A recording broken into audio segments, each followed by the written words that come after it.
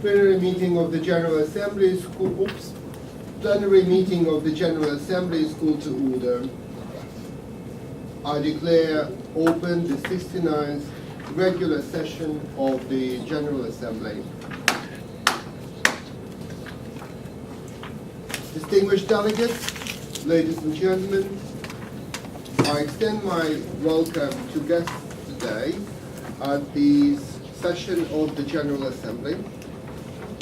The General Assembly will consider the reports of the Third Committee on Agenda Item 28 and Resolution 66/455, Advancement of Women, Report of the Third Committee. I requested the rapporteurs of the Third Committee in one intervention to deliver the reports of the committee, which we heard yesterday. We start today the thematic debate of the proposed resolution organized by the General Assembly. The resolution 66/455 on the advancement of women will be discussed, and we will come to some sort of agreement towards the end of the meeting.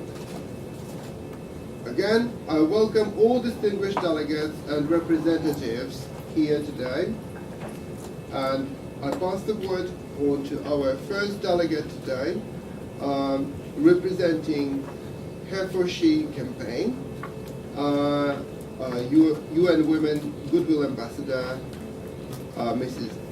Emma Watson. Over to you.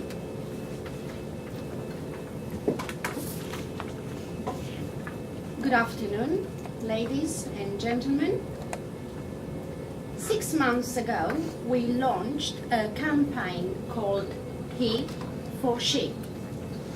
I am trying to reach out to you today because I do need your help. We want to end gender inequality, and to do that we need everyone to be involved. This is the first campaign of its kind at the UN. We want to try to galvanize as many men and boys as possible to be advocates for gender equality. And we just don't want to talk about it, but to make sure that it is tangible. I was appointed about a year ago, and the more I have spoken about feminism, the more I have realized that fighting for women's rights has too often become synonymous with men-hating. If there is one thing I know for certain, it is this has to stop. For the record, the feminism is the belief that men and women should have equal rights and opportunities. It is the theory of the political, economic, and social equality of the sexes. I started questioning gender-based assumptions when at 8 I was confused as being called bossy because I wanted to direct the plays we would put on for you, for your parents, but the boys were not. Again, when I was 14, I started being sexualized by certain elements of the press. When I was 15, my girlfriends started dropping out their sports team because they didn't want to appear muscly. And then, when I was 18, my male friends were unable to express their feelings. This is when I decided that I was a feminist, and this seemed uncomplicated to me. But my recent research has shown me that feminism has become a very unpopular word. Apparently, I was among the ranks of women whose expression are seen too strong, too aggressive, isolating, anti-men, and quite frankly, unattractive. So why is the word such an uncomfortable one? I am from Britain, and I think it is right that as a woman, I should be paid the same as my male counterparts. I think it is right that I should be able to make decisions about my own body. I also believe that it is right that women should be involved on my behalf in the policies and decisions making of my country. I think it is right that socially I am afforded the same level of respect as men. But sadly, I can say there is no one country in the world where all women can expect to receive these rights. No country in the world can yet say they have achieved gender equality. These rights I consider to be human rights, but I am one of the lucky ones. My life was a sheer privilege because of my parents didn't love me less just because I was born a daughter. My school didn't limit me because I was a girl. My mentors did not assume I would go less far because I might give birth to a child one day. These influencers were the gender equality ambassadors that made me who I am today. They might not know it, but they are inadvertent feminists who are changing the world today. And we need more of those. And if you still hate the word, it's not the word that is important, but the idea and the ambition behind it. Because not all women have been afforded the same rights that I have. In fact, statistically, very few have been. In 1999, Hillary Clinton made a famous speech in Beijing about women's rights. Sadly, many of the things she wanted to change are still a sad reality today.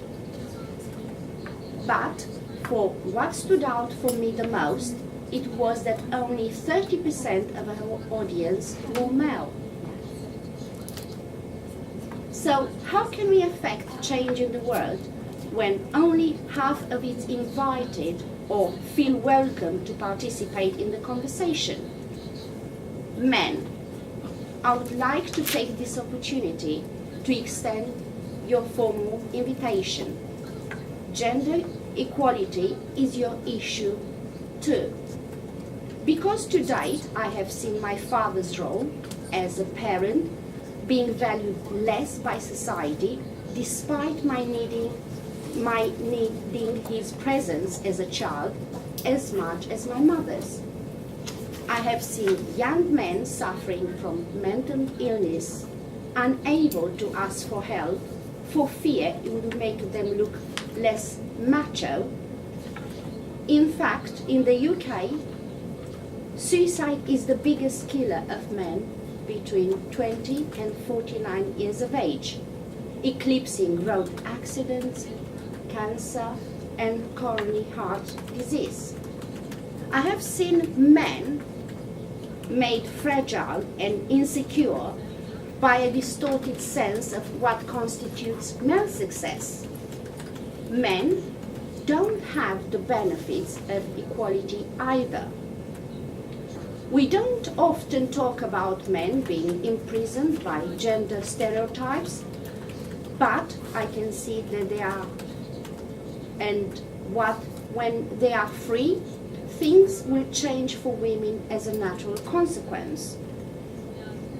If men don't have to be aggressive in order to be accepted, women won't feel compelled to be submissive.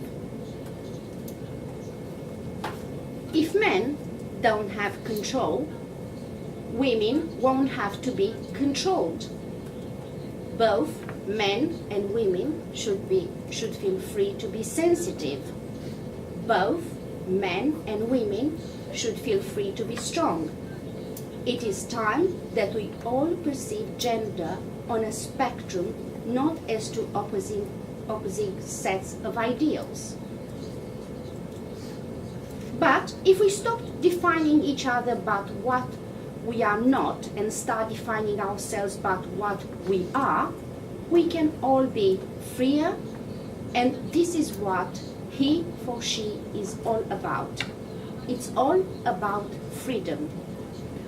I want men to take up this mantle so their daughters, sisters, mothers can be free from prejudice, but also that their sons have permission to be vulnerable and human too. Reclaim those parts of themselves they abandoned, and in doing so to be more true and complete version of themselves. You might ask yourself, who am I? And what I'm doing here on the stage of the UN? It's a good question.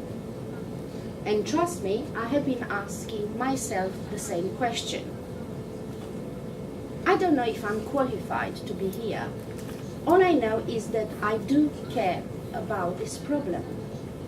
And I wanted to make it better. And having seen what I have seen so far and been given the chance, I feel it was my duty to say something. In my nervousness for this speech and in my moments of doubt, I have told myself firmly, if not me, who's going to do it?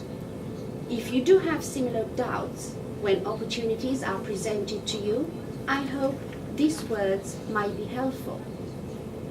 Because the reality is, if we do nothing, it will take another 75 years, or for me to be nearly 100 years old, before women can expect to be paid at the same level as men.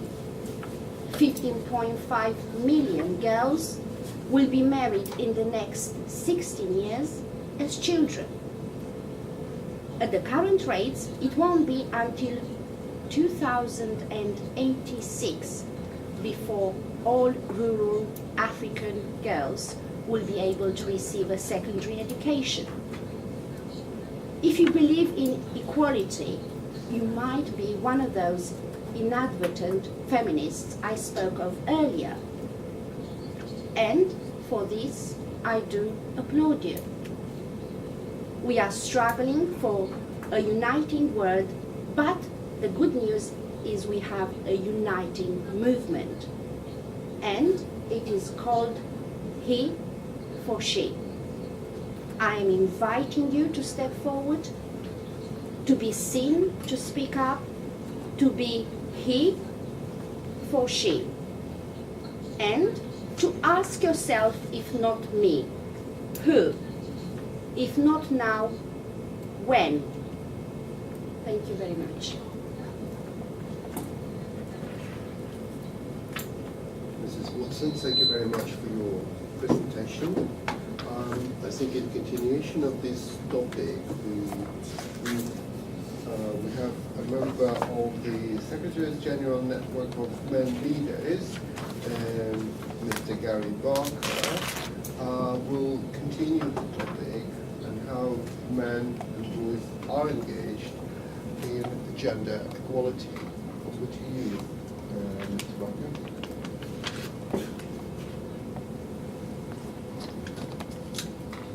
Thank you very much for giving me the floor. One of the United Nations Millennium Development Goals is to realize gender equality.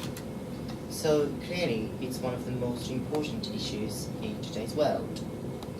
According to the World Bank, women still earn 25% less than men on average. Although women are earning more and more than before, they still spend 2 to 10 times as much time, depending on where they are, as men do, providing care for others at household level. You must be aware of the UN data that 1/3 women experience sexual violence by their partners throughout their lives. 3/4 of contraceptives are carried out by women. Of course, there is some progress in certain fields, such as primary education. Over the last 25 years, you have all worked hard, and 95% of girls now have access to primary education.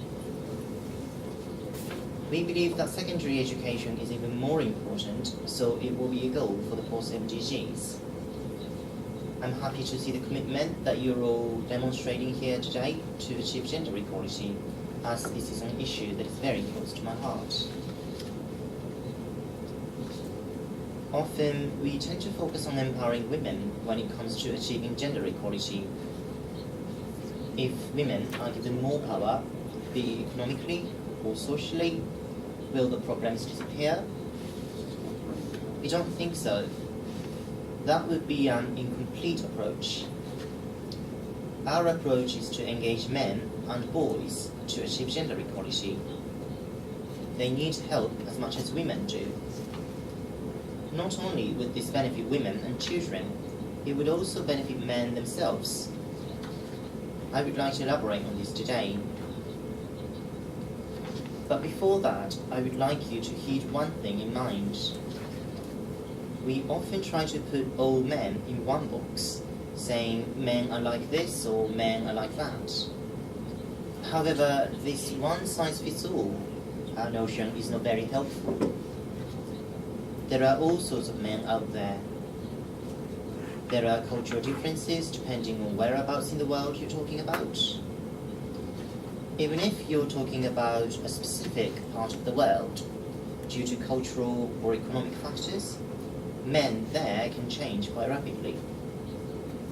So the first step would be to stop having a stereotype about men as a whole. Men can be rather vulnerable as well. Now, let me move on to the main part of my speech. In some countries, there is a strong sense of patriarchy. Here, men are regarded to be breadwinners. There is an equation of being a man to being a provider. And when men or boys cannot fulfill this responsibility, they would often find themselves frustrated. This became clear by the research we have conducted. By the way, research of this sort has to be conducted very carefully. For example, the researcher has to be a man, because other men might underreport the violence they have inflicted upon women to a female researcher. Or in some cultures, terms such as rape is not available. We have been conducting this kind of cross-cultural research very carefully. We did extensive research in various countries and found out that men are very worried about their prospects, about work, wherever they live, whether or not they are currently employed or unemployed. And when a man feels that he's not living up to the society's expectation as a provider, that makes him very uneasy. There could be various reasons. Because of conflicts or economic crisis, some of them simply cannot have an outlook to have a stable income and establish a family. They might not have access to work, land or property. Here, what's important is not just dynamics between men and women, but also dynamics among men themselves. Some men are more powerful than other men, and less powerful men sometimes have an identity crisis because they feel that they're not fully recognized as full-fledged men by their more powerful counterparts. Young men are sometimes even angry against their older counterparts because they don't give up their power or authority, which they're not even using. To ease this frustration, powerless men often cater to violence against women and children so that they could feel powerful. When the conflicts are going, this might become an even bigger problem. I don't want to generalize because all conflicts differ from each other, but often these frustrated men can feel a sense of power by being armed up. Their role models would be powerful commanders and the violence they engage themselves in often translate into their households, where women and children can be victimized. Therefore, just empowering women financially is not enough. Often, it can make even a bad situation even worse. Some men simply cannot deal with more powerful women who are more economically independent. Of course, I'm not saying empowering women economically is a mistake. For example, micro projects are working brilliantly in some parts of the world. What I'm trying to say is that that would be an incomplete approach. Unless the society as a whole stops pressuring men to be providers, the problem would not be solved.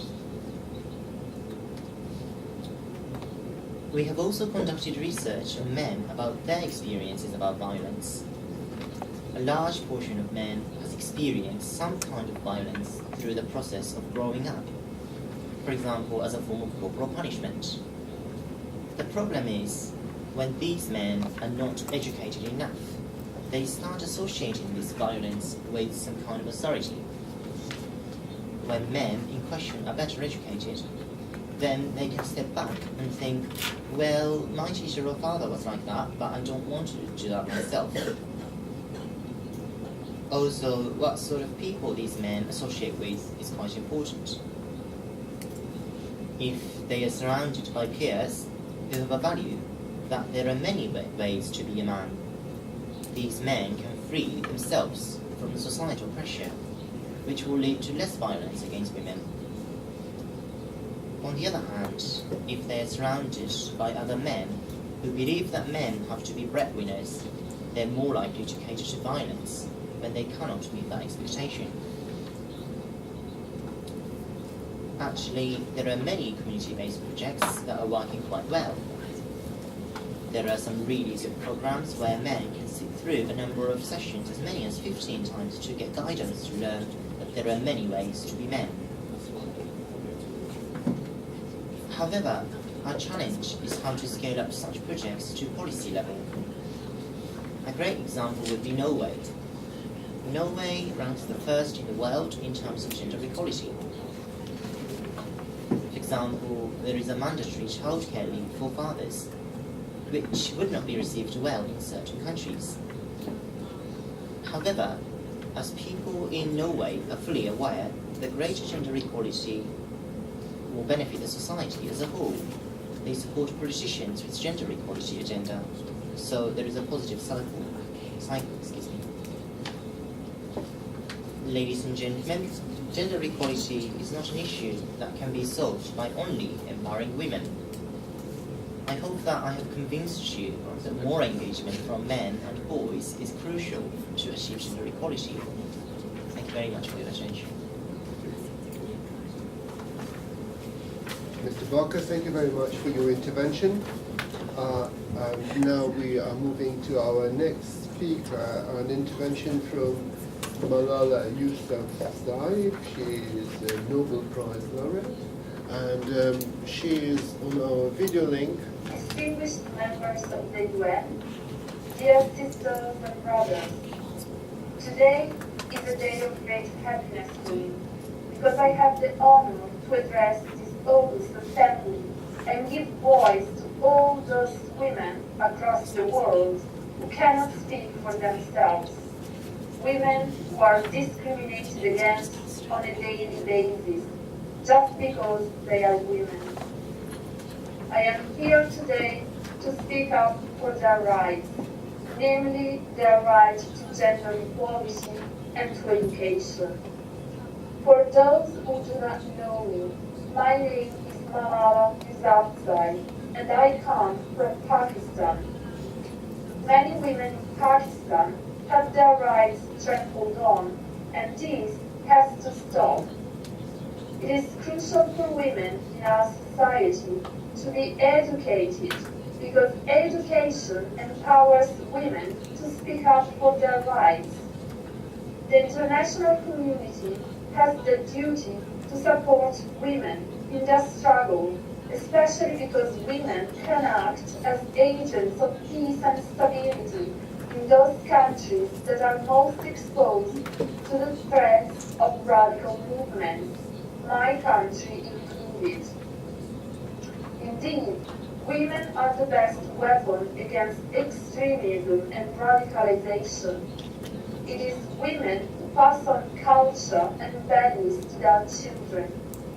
Uneducated women make children more exposed to the lure of radical preachers, and this increases the chances that a child might turn to violence and extremism in the future. Education is also crucial for women's emancipation.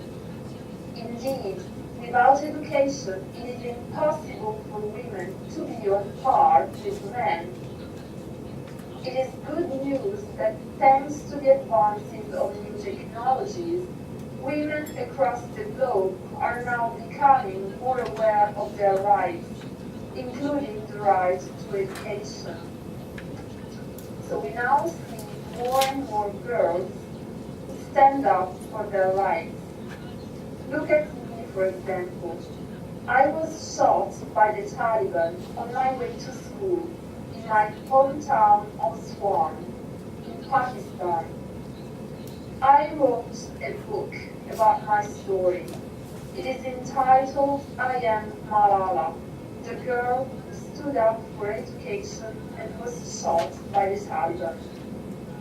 This book, as I said, is about my story. The Taliban wanted to kill me. They wanted to silence me because together with my father, I was campaigning for women's right to education. But I survived the attack, and my voice is now even stronger on the international stage. Last year, I had the honor to receive the Nobel Peace Prize. I dedicated the prize to all children, to their right to education, and that was for me a wonderful opportunity to make their voices heard on the international stage. I tell my story not because it is unique, but because it is not. It is the story of many girls. Many children in Africa do not have access to education because of poverty, and we still see girls who have no freedom to go to school. Many children in their countries, like India and Pakistan for example, are deprived of their right to education because of social taboos.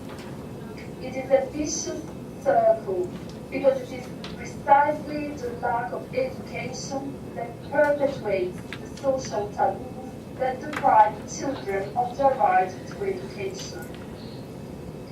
In my book, I describe how my hometown in Pakistan, which was once a place of tourism and beauty, was suddenly turned into a place of terrorism. More than 400 schools were destroyed. Women were flogged. People were killed. And education went from being a right to being a crime. Girls were stopped from going to school. At that point, I was faced with two options. One was to remain silent and be killed. The other one was to speak up and then be killed. I chose the second option. I decided to speak up. I decided to speak up against the injustices committed by terrorists who are denying my right to education, who are killing people by misusing the name of Islam. I was shot for this, but I survived. The terrorists thought they would change my aims and stop my ambitions, but nothing changed in my life except of this. Weakness, fear, and hopelessness died. Strength, power, and courage were born. I do not fear the Taliban, and I will continue to campaign for the right of education of every child. I want education for the sons and daughters of the Taliban and all the terrorists and extremists. Extremism can only be defeated through education. Have you ever wondered why extremists are so scared of education? Why do you think they do not want people to go to school? I will tell you why. It is because education creates free people, and educated people will never accept their rule. Educated people will rebel against the rule of terror. That is why they try to prevent people from going to school, because it is easier for them to rule over uneducated people. The extremists are afraid of books and pens. The power of education frightens them. They are afraid of women. This is why they killed 14 innocent students in a recent attack in Quetta. And that is why they kill female teachers. That is why they are blasting schools every day, because they were and they are afraid of a change. And they are afraid of equality that education will bring to our society. And I remember that there was a boy in our school who was asked by a journalist, why are the Taliban against education? He answered very simply by pointing to this book. He said, a Taliban doesn't know what is written inside this book. Ignorance is what makes people submissive and unaware of their rights. Extremists want women to be their slaves. They do not see women as equal. They think they are inferior. Uneducated women will never fight for their rights. It is easy to force uneducated women into obeying their orders and force them into slavery. One of my good friends from school, the same age as I am, who had always been a bold and confident girl, was dreaming of becoming a doctor. But her dream remained a dream. At the age of 12, she was forced to get married. And then, soon afterwards, she had a son. She had a child when she herself was still a child. She was only 14. I know that she could have been a very good doctor, but she couldn't because she was a girl. We have to fight to oppose this system. We have to fight to give every woman a chance. We have to fight to give women the same education as men, so that they can enjoy the same rights and fulfill their dreams. In my own village, there is no secondary school for girls. And it is my wish and my commitment and now my challenge to build one, so that my friends and my sisters can go there to school and get quality education, so that they can get this opportunity to fulfill their dreams. This is where I will begin, but it is not where I will stop. I will continue this fight until I see every child go to school. Every child must have the right to go to school. Let us give our books and pens. They are our most powerful weapons. One child, one teacher, one pen, and one book can change the world. Education is the only solution. Let's fight for education and women's equality. Thank you. Malala Yousafzai, thank you very much for your intervention and a very powerful message to the General Assembly. We still have one speaker before the break today, and this is Fadil Mlambombo Ngoga from UN Women Executive Director, and I imagine you will be talking about UNESCO education.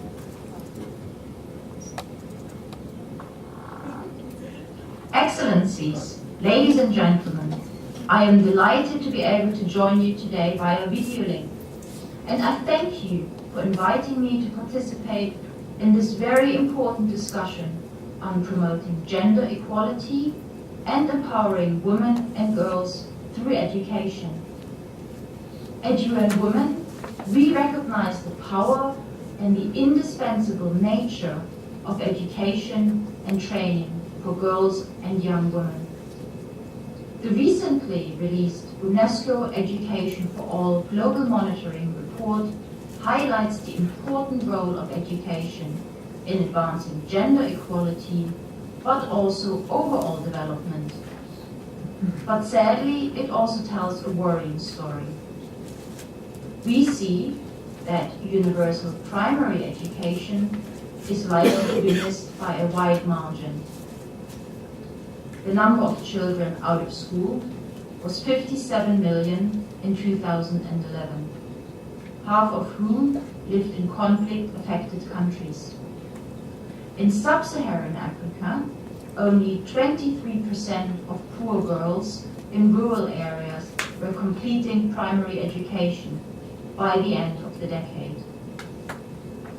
If recent trends in the region continue, this means the richest boys will achieve universal primary completion in 2021.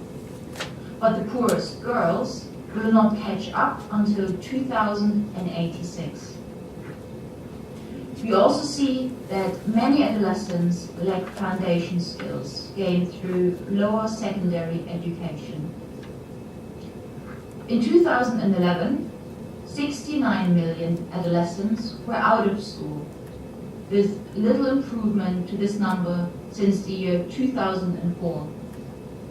In low-income countries, only 37% of adolescents complete lower secondary education. This rate is as low as 14% for the poorest. On recent trends, girls from the poorest families in sub-Saharan Africa are only expected to achieve lower secondary completion in 2111.